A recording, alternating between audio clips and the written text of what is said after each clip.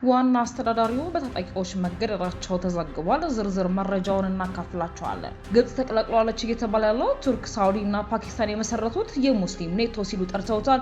ዝርዝር መረጃውን እናካፍላቸዋለን። ሱዳን ከኢትዮጵያ ግዛት ተነሳች ድሮንን መጣሏን ገልጻለች። የቮይስ ኦፍ ኢትዮጵያ ቤተሰቦች ሰብስክራይብ ማድረጋችሁን እያስታወስናችሁ በዝርዝር ወደምንመለከታቸው ጉዳዮች እናልፋለን።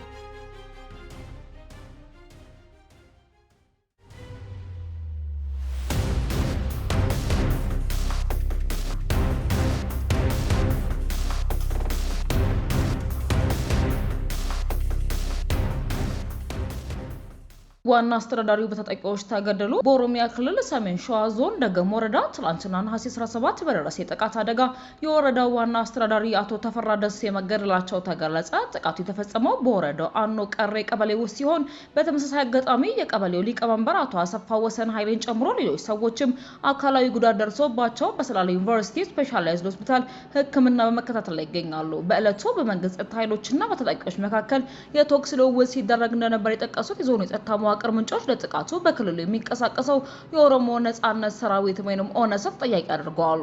ተጠቂ ቡድንም ሆነ የዞኑና የክልሉ አስተዳደር አካላት ስለ ሁኔታው እስካሁን በይፋ የሰጡት መግለጫ የለም። በሰሜን ሸዋ ዞን በመንግስት ባለስልጣናት ላይ ጥቃት ሲፈጸም የመጀመሪያ ለመሆኑ የሚታወስ ሲሆን ቀደም ሲልም የሱሉልታና የወጫሌ ወረዳ አስተዳዳሪዎችን ጨምሮ በርካታ ዞን ኃላፊዎች ተመሳሳይ ግድያም ተፈጽሞባቸዋል። ሱዳን ከኢትዮጵያ ግዛት የተነሳች ድሮን መጣሏን ገለጸች። የሱዳን መከላከያ ሚኒስቴር ከኢትዮጵያ ጋር በሚዋሰነው የብሉ ናይል ግዛት አቅራቢያ የጠላት ድሮን መጣሉን አስታወቀ። ሚኒስተሩ ድሮና የተነሳቸው ከኢትዮጵያ ግዛት ነው ሲል ገልጿል። አናዶሉ ኤጀንሲ ሁለት ባወጣው ዘገባ ሚኒስተሩ ድሮና በደቡብ ምስራቅ ሱዳን ኩምሩክ አካባቢ ስትበር እንደነበርና በአየር ላይ መመታቷን አስታውቋል ብሏል። የሱዳን ባለስልጣናት ስለ ድሮና ወይም በማን እንደምትዘወር ተጨማሪ መረጃ አልሰጡም። ለቀረበው ክስ ከኢትዮጵያ ባለስልጣናትም ወዲያውኑ የተሰጠ ይፋዊ መግለጫም የለም። ክስተቱ የተሰማው ለብሉ ናይል ግዛት ዳርፉርና ኮርዶፋን ክልሎች ውጊያ በተጠናከረበት ወቅት ሲሆን በአካባቢዎቹ የሱዳን መከላከያ ሰራዊትና የፈጥኖ ድጋፍ ኃይል ወይም አርኤስኤፍ ለረጅም ጊዜ በዘለቀው ግጭት ውስጥ ይገኛሉ። የሱዳን ባለስልጣናትና የሰብአዊ መብት ድርጅቶች አርኤስኤፍ በሲቪል መሰረተ ልማቶች ላይ ጥቃት ፈጽሟል ሲሉ በተደጋጋሚ እየከሰሱ ይገኛሉ። ቡድኑ ግን ሲቪሎችን ለመጠበቅ እየሰራ ነው በማለትም ክሶቹን ውድቅ አድርጓል። ከኢትዮጵያ ድንበር አቅራቢያ የሚገኙትን የኩምሩክ አካባቢዎችን ጨምሮ በብሉ ናይል ክልል አዲስ ግጭት የተቀሰቀሰ ሲሆን በዚህም የሱዳን ግጭት በበርካታ የሀገሪቱ ክፍሎችም ተስፋፍተዋል። እንደ ዓለም አቀፉ የስደተኞች ድርጅት ወይም አይኦኤም ዘገባ ውጊያው አዲስ መፈናቀልን ያስከተለ ሲሆን ወደ 2500 ሰዎችን ገደማ ከጌሳን ተሰደዋል። የዓለም አቀፉ ድርጅት የመፈናቀል መከታተያ ማትሪክስ የደህንነት ሁኔታዎች በእንበላሸታቸው 500 አባራዎችን መፈናቀላቸውን ገልጸዋል። ከግንቦት ወር ካርቱም ኢትዮጵያና የተባበሩት አረብ ኤሚሬትስን ጨምሮ በካርቱምና በኤርፖርት ላይ የተፈጸሙ የደኑ ጥቃቶችን ጨምሮ ከኢትዮጵያ ውስጥ በርካታ የሱዳን ግዛቶች ላይ የተሰነዘሩ ጥቃቶች በማመቻቸትም ከሳለች። ኢትዮጵያ የፈጣን ድጋፍ ኃይሎች ወይም አርኤስኤፍ ወይም የኤሚሬትስ ኃይሎችን ታስተናግዳለች የሚለውን ክስ ውድቅ ያደረገች ሲሆን የተባበሩት አረብ ኤሚሬትስ ደግሞ ለቡድኑ መሳሪያ ታጠቃለች የሚለውን ክስ አስተባብላለች። የሱዳን ጦር ሐምሌ 3 ቀን 2018 ዓ.ም በጊሳን ወረዳ በደምሳ አድና የአራ አካባቢዎች የተቃጣበትን ጥቃት በመከቱን ገልጿል። የሱዳን ጦር ትልቁን የብሉ ናይል ክልል የሚቆጣጠር ሲሆን የህዝብ ነጻነት እንቅስቃሴ ወይንም ሰሜን ደግሞ ለደቡብ ኮርዶፋንና ብሉ ናይል ራስ በራስን የማስተዳደር ጥያቄ በማንሳት ከ2023 እንደ አውሮፓውያን አቆጣጠር ጀምሮ ከመንግስት ጋር ሲዋጋ ቆይቷል። የፈጣን ድጋፍ ኃይል ወይንም አርኤስኤፍ እና የሱዳን ጦር ከሚያዝያ 2015 እንደ አውሮፓውያን አቆጣጠር 2023 ጀምሮ ኃይሉን ወደ ብሔራዊ ሰራዊት በማዋሃድም እቅድ ውስጥ ሲዋጉ ቆይቷል። ሰብአዊ መብቶች ድርጅት መረጃ ከሆነ የግጭት በ10 ሺዎች የሚቆጠሩ ሰዎችን የቀጠፈና 13 ሚሊዮን ገደማ ሰዎችን ደግሞ ያፈናቀለ ሲሆን በዓለም ላይ ካሉ ትልልቅ የመፈናቀልና የሰብአዊ ውድመቶች ውስጥ አንዱ ነው። የቮይስ ኦፍ ኢትዮጵያ ቤተሰቦች ሰብስክራይብ ማድረጋችሁን እያስታወስናችሁ ዘገባችን እናልፋለን።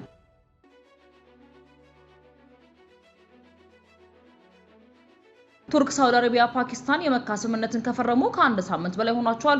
አንዳንድ ተንታኞች ሀገሪቱ የተፈራረሙት የመከላከያ ስምምነት የሱኒ ስምምነት ወይንም የሙስሊም ኔቶ ሲሉ ጠርተውታል።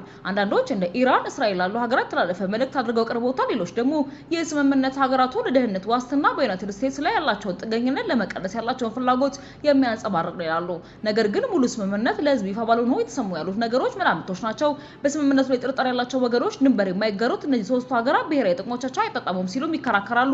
አንዳንድ ባለሙያዎች ሙሉ የስምምነቱ ይዘት እስካሁን ይፋ ለመሆኑ በተለይም በመከላከያ ረገድ ከባድ ጥያቄዎችን እንደሚያስነሳ መጥቀስም ይዋገታሉ።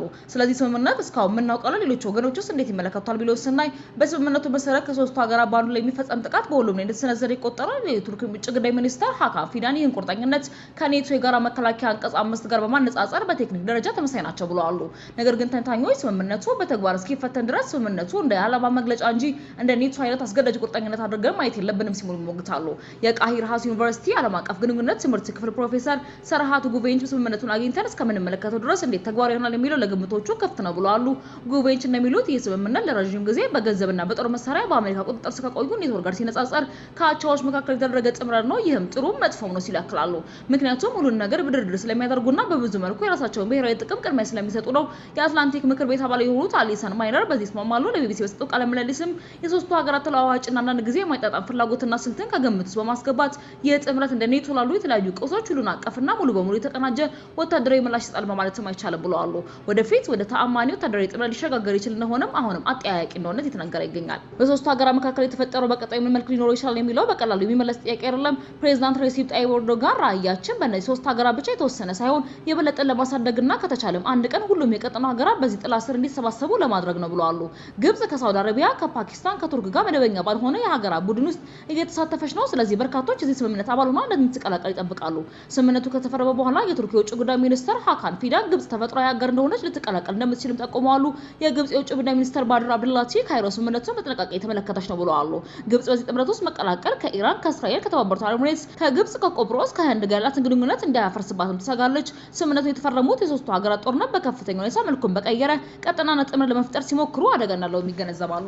የቮይስ ኦፍ ኢትዮጵያ ቤተሰቦች ዳግም ሰብስክራይብ ማድረጋችሁን እያስታወስናችሁ ሌሎች አዳዲስ ጉዳዮች እስክንገናኝ ድረስ ሰላም ቆዩ።